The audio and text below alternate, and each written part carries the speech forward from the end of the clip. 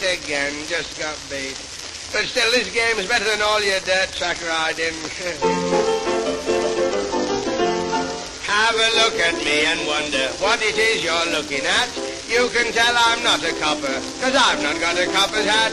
I'm a man they call a jockey, one that rides upon a horse. Of course you all know what a horse is. A horse is, well, it is, of course. They're off, you'll hear the people cry, and everybody knows what I can do. For when they shout, they're off, my horse it gives a cuff, then turns a double somersault and I'm off too. Oh dear, of course it's a gift, you know, it's absolutely a gift. I'm a born jockey. Of course it runs in our family. My father was a jockey. Well, my father wasn't exactly a jockey, but he used to work with a chap who had a cousin who used to get shaved by the barber who once cut Gordon Richards' hair. Oh dear, and I've been on top of some good horses in my time, and I've had some good horses on top of me. I once rode a horse that Napoleon lost at Waterloo. They called him Boney, and he was. I ought to know, because I sat on his bony part. I was riding a horse one day when a fellow shouted, "Aye, can't you come any quicker than that?" I said, "Oh, yes, I can, but I've got to stay with the horse." And when the race was over, a sailor came up and tied a couple of knots on my horse's tail. I said, here, what's that for? Oh, he said, that's his handicap, 2 knots an hour. But that horse has one good point. He was quiet. I've got a testimonial about him for that, from Noah it was. He said, my horse was the quietest animal in the ark. I nearly won a race once. I should have won it if my horse hadn't been a mare. It was a wet day, and every puddle we got to, she would keep stopping and looking at herself. Of course, my biggest triumph was last Derby Day. Just as my horse was coming round Tottenham Corner, somebody shouted, "Lift him." So I got up and slung him over my shoulder, and I staggered in last. But I was disqualified for carrying too much weight. And you should see the telegrams of congratulations I've got, all from famous people. I've got thousands of them. I'll read you one or two. Here's one. After seeing your display of jockeyship, I still believe in birth control. Mary Stokes. As a jockey, you are a bigger mystery than I have ever written. Edgar Wallace. Here's another one. It's a good one. Far too slow. I have something much swifter in my stable. Mr. Crucian. That's only a few of them, though. Of course, before that race, you know, I had a retaining fee from Lord Derby. He's still retaining it. But it's a great life, and all we jockeys are pals.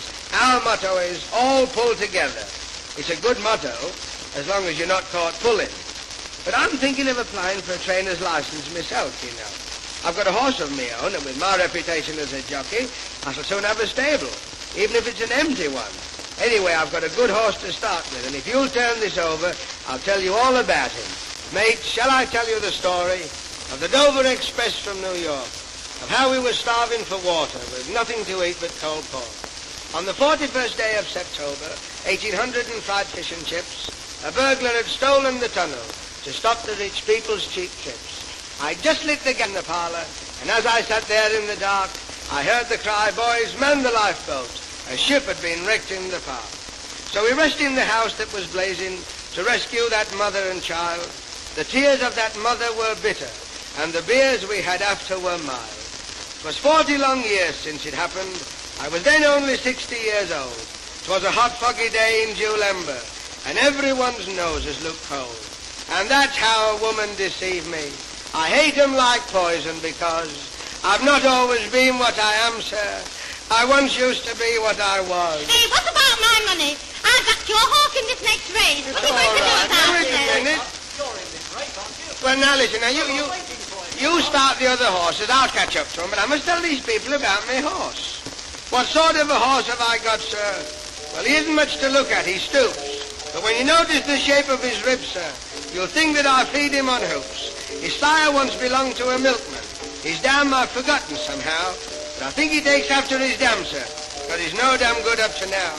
But though he's not much good for racing, he's earned me a shilling or two, for folks pay a tenner to see him, but there's nothing like him at the zoo.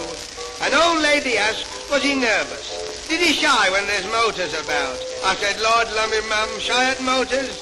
He didn't shy when trains first came out. I'll admit he's not very handsome, and there's better than him to be found. But he's got 4 legs, one at each corner, and everyone touches the ground. But he's not one of your ordinary horses, but he's got blue blood in his veins. It's a fact that he's awfully proud of, though the blue often runs when it rains. Well, thanks, sir, for hearing my story. You can see that he's really select. And if he's not here next time you pass, sir, he'll be in the museum, I expect. I once rode a Derby winner, rode him at an awful pace, rode him home to get his dinner, didn't ride him in the race. Talk about your leading jockeys, I'm the leader of the pack. One day I took all the prizes, but they made me put them back. They're off, you'll hear the people cry, and everybody knows what I can do.